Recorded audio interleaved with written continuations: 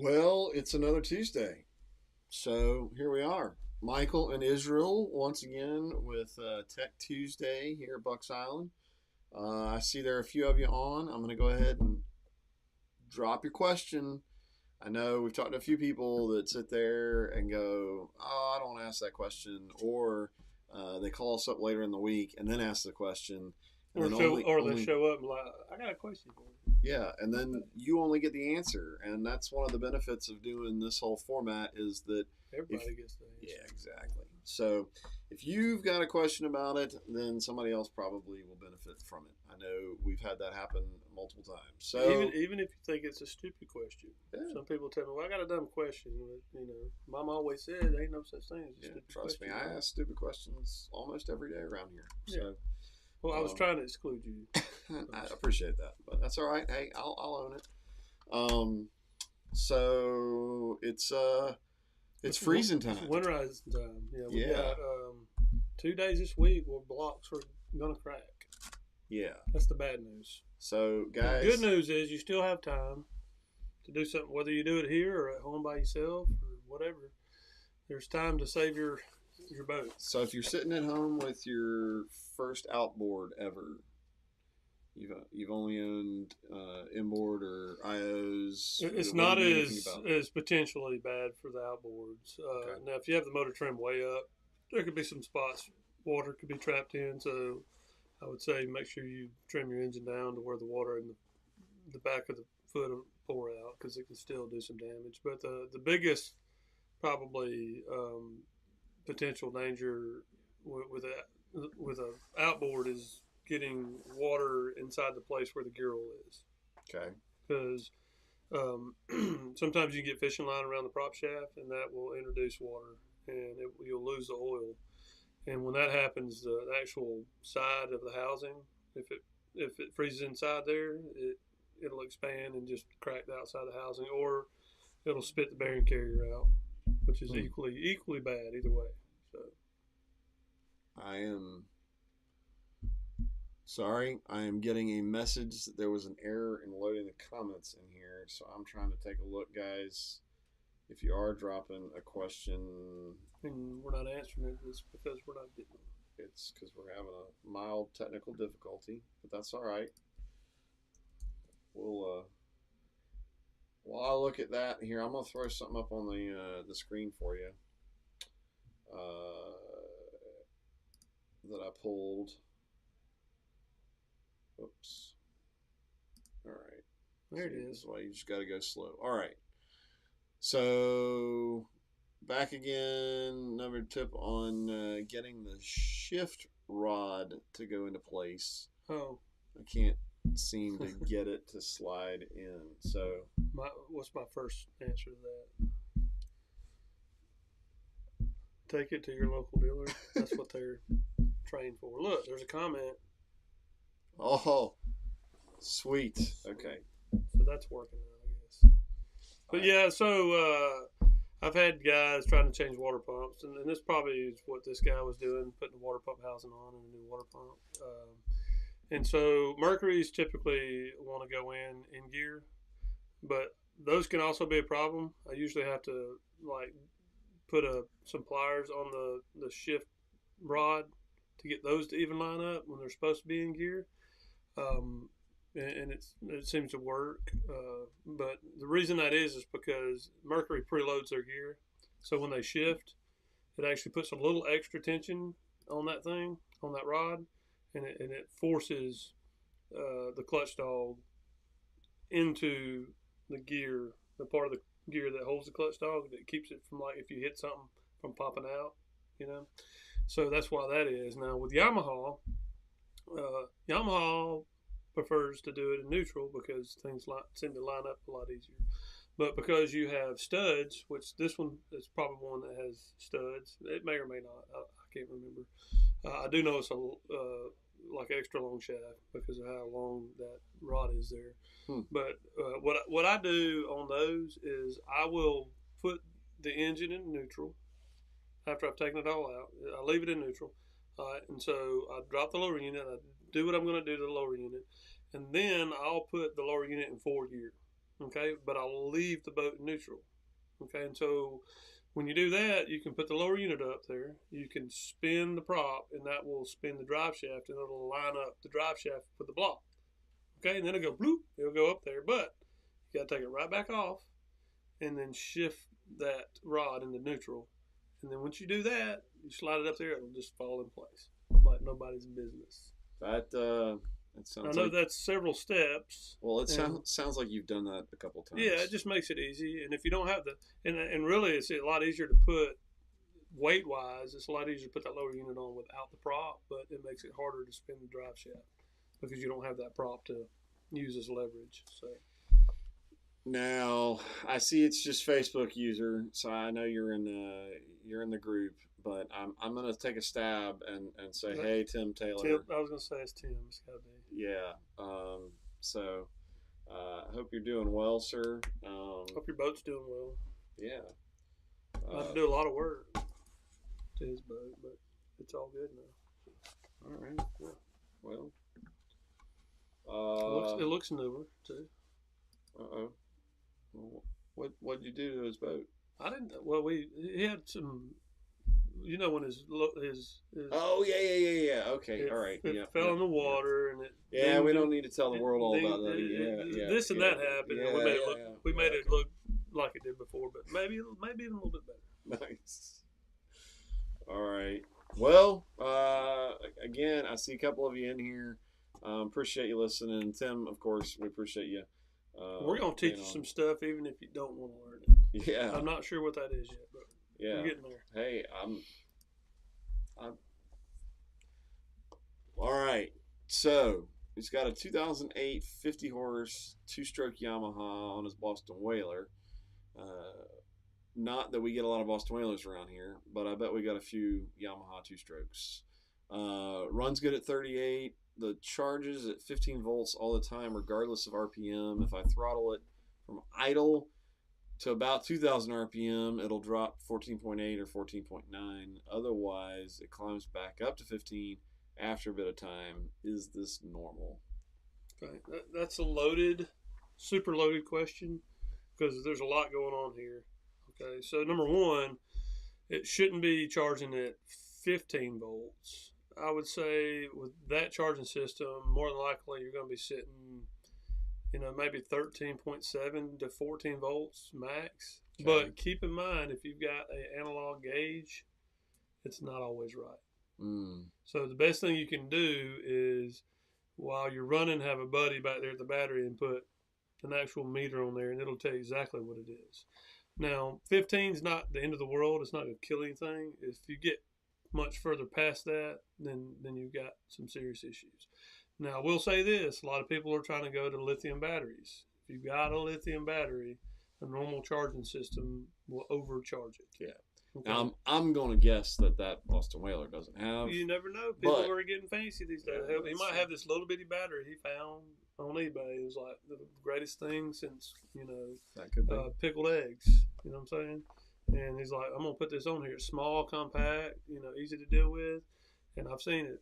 You start going down the river, and suddenly you're at 16 volts charging without some other stuff to mitigate that. Gotcha. So it's not really designed because they have their own, basically, computer board in those, and they will overcharge. They can't discharge back to the ground like they're supposed to regulate it. And that's how they regulate that voltage, is to discharge it. That battery management system doesn't really know how to compute that. So. Gotcha. All right. Well, but my guess is he probably has a gauge that's reading wrong, because that's analog stuff doesn't always read right, especially if it's a cheaper one. Yeah. Well, and an older Boston Whaler probably pretty likely. Yeah. So. And the good news is those charging systems on those engines do have like amp protection. Like if it shorts out or something like that, it will blow a fuse and not charge at all. So, okay. All right. Oh, you rock too. All right. Well, guys, I got one more queued up. Unless you guys come up with a question. They were busy as a bee last week. I guess we got them all. We got them all answered. So winterize. That's I think that's one big thing to be thinking about this week. Mm-hmm. So now, if you're down in South Florida, then well, you can just keep your. They're probably trying to recover their boats right now. Yeah, there's that. Yeah. But yeah, I'm not looking forward to the cold. Don't like the cold. So, but I know a lot of the anglers are getting pretty stoked this year. I took my Torpedo out. Did you? Yeah. 6.1 mile an hour with all the junk I've got on it. That's including 15 rods. That's pretty good. Did you play with the range settings? I don't know what that means. Like the range to empty? Well, does it have it? Does it tell you? Yeah. Okay. When it takes the speed. So, guys, we did a Torpedo. Since y'all are asking questions, we're going to talk about Torpedoes and ranges. Electric motor on a kayak, 3 horsepower equivalent Torpedo, the 1103. It's got a GPS built into the system, and on your throttle, it tells you how fast you're going, but then it knows the watt draw. And so I was looking at all those. Yeah, numbers. you can change it to give you. First, you got to change it for mile per hour. Torpedo is German, so it comes with kilometers. But you can change from like watts remaining or amps remaining to. It did give me a percentage of how much. Yeah, so it'll do percentage, but you can do an actual mile per hour remaining, and so it'll calculate based on your current power setting. Yeah. And all that kind of stuff, which is. Well, I did a little bit of everything, you know, and I feel like I went pretty far. And by the time I got back, I had about 56% battery left. So. Well, and the good thing is with those, and as smart as the battery is, you can get basically down to zero. Yeah, and the other thing is my 360 broke. Like I never even got it to work. As soon as I was in the water, something happened to it. I don't know. From the time I used it last, the time we put the Torpedo on, it wouldn't spin. And so, in case the battery went dead, I could still go forward. I couldn't go backwards. So I pretty much fished with it too. So I learned kind of how to fish and creep up and you barely move it and go in reverse without it flopping up. And so it actually works pretty well fishing. You just have to relearn your coordination because you're used to doing this and spinning this all the time, and now you're doing this and doing this. Yeah, it takes it. And doing the feet thing. I have faith in you though. It worked. I caught a fish. On the way back in. All right, guys. Here's the last question. Got a 2013 F25. So this is a Yamaha 4-stroke. When I let it idle, it floods out to the point where I have to unhook the fuel line and crank it for 2 minutes to get out all the gas. And when it starts, I plug fuel line back in, and I'm on my way to slow back down and go through the idle. What's possibilities? That sounded like a interesting. That doesn't sound like a process that I would do more than about twice. Yeah, well, what it probably is like any other Yamaha that has carburetors. I'm assuming this is a carbureted engine since it's 2013. The idle jets are super small. Okay, if it's set up for 3 months, 4 months, 5 months, and all the fuel in that system dried out, it leaves behind what we call varnish, and it'll stick to the carburetor until you go to use it again. Once you use it again, you've introduced new fuel. New fuel usually has some ethanol in it. It's a cleaning agent, and what it does is start separating that varnish from the metal parts in that carburetor. And when you do that, it turns into little bitty flakes, and it starts going into orifices and stuff. Okay, so if you end up removing the fuel that's in that carburetor, that piece of material may relocate to another part of the carburetor in the bowl and sit flat, and then you fill it back up, and you can run wide open because the circuit that is stopping up is not the wide open throttle circuit. It's the circuit that's letting you idle. And so while you're running, that piece of trash is floating around, and it uses that idle circuit while you're running too, but you don't know that you're using it. And then when you back off of it, more than likely, I would say maybe it's not the idle circuit, but maybe the float. The needle in the float, it may get jammed up in that needle, and that needle doesn't close all the way, and you're at an idle. When you're wide open, it doesn't matter if you get a little extra fuel in the system because you're wide open. It really kind of likes that. But when you go back to an idle, there's not as much fuel going through the system, and it'll overflow that bowl, especially if the needle's not closed off, which is what stops the flow of fuel into the system is that needle, and then it'll start going into the intake. And once it goes in the intake, it's not going to run. So, all right. Well, that's one. Yeah. One stab with not all the more details. than likely, what's going to have to happen is it's going to have to be taken apart, and that trash has got to come out of it. So, all right.